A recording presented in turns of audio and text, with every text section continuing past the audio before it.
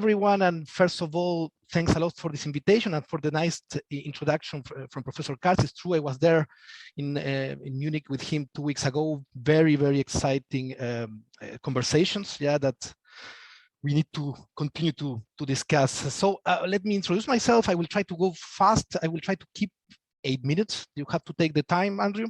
So I am Dr. Alfredo Illanes, and first of all, I am an engineer, and I have to say that I have been working on data processing the last nearly 20 years in different fields, yeah, going from biomedical engineering, passing through the analysis of vibratory processes, such as earthquakes, for example, and even doing data processing in salmon farming, yeah. So I consider myself a sort of chameleon of data processing.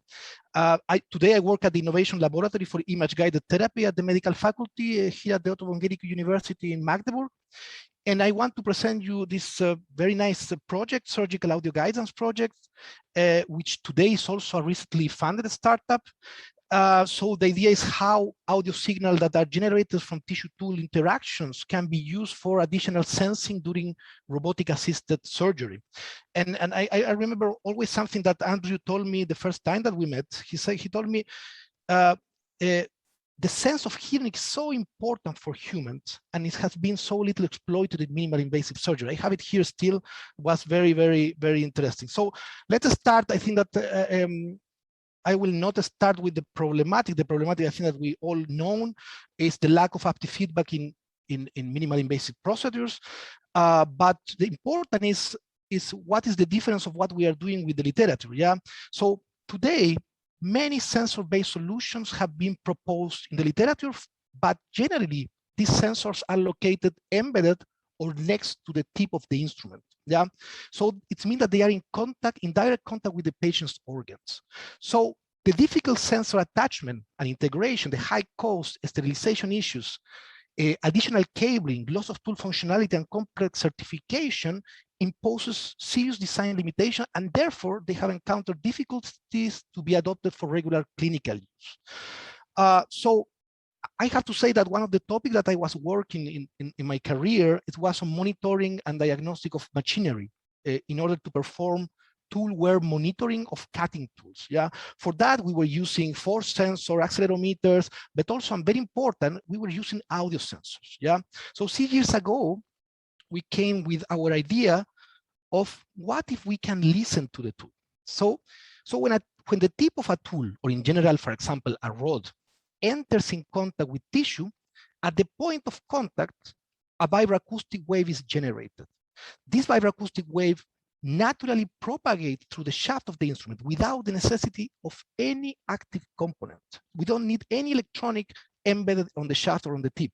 It's naturally propagation. Yeah, and we can pick up this information from the proximal end of the instrument. So here is a little video. You have an insufflation needle there where we connect to one of our audio sensors, and you can see when we touch the tip of the needle, how sensitive is the acoustic response of this needle. Yeah, and there is a lot of information in the signal that you are now looking. Yeah, and if we think on this concept, we can listen to any type of tool. Yeah, we can connect always a sensor on whatever tool. We can listen and we can provide whatever feedback is needed during the surgery. Yeah. So here is a little video. We have first applied this concept for acquiring audio during needle insertions. We use a standard biopsy needle where we connect our sensing module that you can see there in blue. And you can see here a gelatin phantom with ink, like that we cannot see through. And inside we have placed an olive without a stone. Yeah, and we selected olive because it's really soft and there is really no haptic sensation when you enter to the olive. Yeah, I hope that you will be able to hear the sound because the sound is very important. Yeah, so you have there an ultrasound image that will allow us to see the tip of the needle. You can see there the olive. Yeah, and you can see behind the audio, there is an augmented audio that you will hear. So we are now traveling in gelatin. And then you have the interaction of the needle tip with the olive. Yeah, and this tiny interaction produced by the breakage we can acquire from outside the phantom, and we can magnify them. Yeah, so surgical audio guidance also can be used to assess palpation. Yeah, and here, what you can see here is our palpator. This is an orthopedic, standard orthopedic palpator. And what my colleague is doing there, she will palpate 3 types of tissues: wood, foam, and ultrasound gel. Yeah. You can see it's everything fully wireless. Yeah, so we connect and you can see the signal. Okay, so first you can see how sensitive it is when we just touch each tissue. Yeah, and you can see also that the system is completely sealed from the outside world. Yeah. 1, 2, 3. And now she will palpate. And the first thing that we can see here is that the time domain signal produces completely different behavior of the audio excitations. Yeah, we can analyze these audio excitations, in fact, and we can, for example, we can see that gel results in audio waves that are slower, in the order of 9 oscillations per second. Foam, that is a little harder, results on oscillation that are around 20 oscillations per second. And wood, that is extremely hard, result on audio waves that are over 500 oscillations per second. So it's very important because we can assess tissue hardness and roughness with this palpator because each tissue has a different audio signature. So this is a study that we made in 6 types of tissues, yeah, 3 non-animal and 3 animal, and we make 7 people palpate 40 times each tissue. Like that, we can have a first model of palpation, yeah.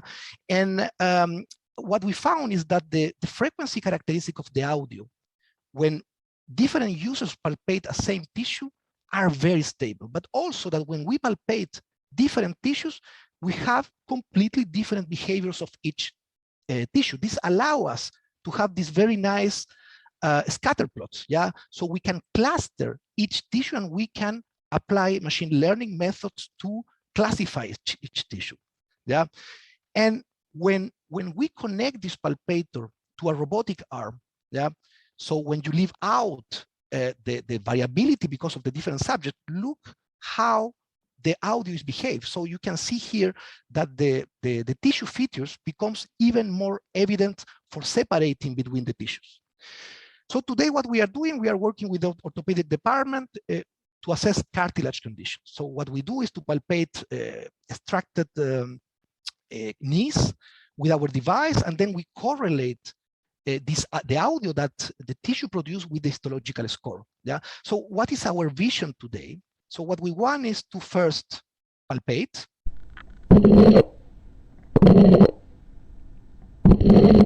One tissue, the second one. Already you can hear them different, yeah, but also you can quantify the difference. Yeah. We see that one produces very fast audio waves, the other very slow audio waves.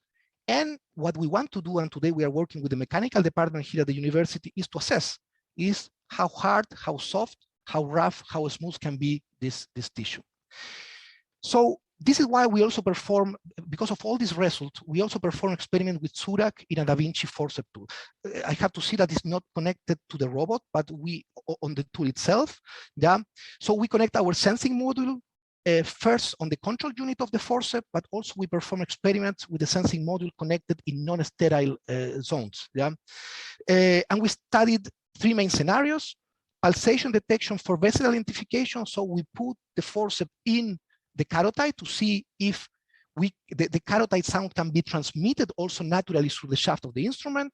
We palpate our hand to see the behavior of underneath bone structures, and we palpate different textures to see if these textures have an audio signature. And this is what we find. Yeah? And what we can see is that under some conditions, the pulsations of the carotid are also transmitted through the shaft of the instrument, and we can also process them and isolate them. We can see also the presence of the tendons here at the left.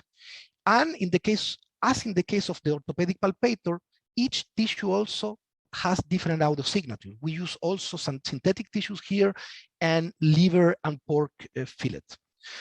So for finishing, this is another result when, for example, we palpate with the Da Vinci forceps 3 types of tissue: felt, demine, and liver. And what we do, we analyze the spectral energy that the audio contains, yeah, and we can see, for example, that felt, all the spectral energy is located in bands of very low frequency and low frequency. Denim, the energy is concentrated in the middle frequencies, and liver, that is really soft, all the energy is concentrated in the very low frequency. So each palpated tissue involves the excitation of different frequency bands in the time frequency spectrum. And this is how today we can classify, or we can assess difference between tissues.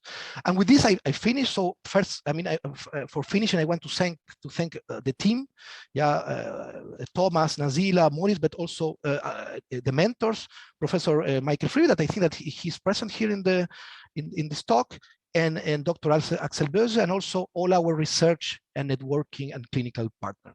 So thank you very much. I hope that I was not really, I think that is more than a minute, sorry, but I hope that is not so much. Thank you very much.